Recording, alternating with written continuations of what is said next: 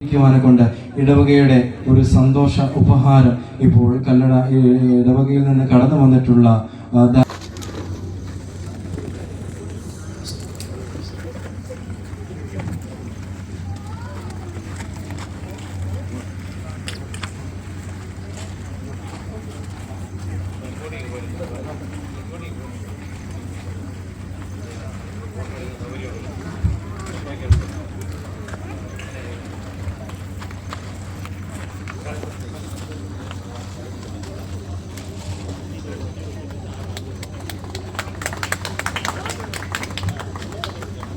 കല്ലടയിൽ നിന്ന് കടന്നു വന്നിട്ടുള്ള ബഹുമാനപ്പെട്ട പ്രേം ജോണിനോടും ഇവിടെ വന്നിട്ടുള്ള എല്ലാവരോടുമുള്ള നന്ദി സ്നേഹവും അറിയിക്കുന്നു.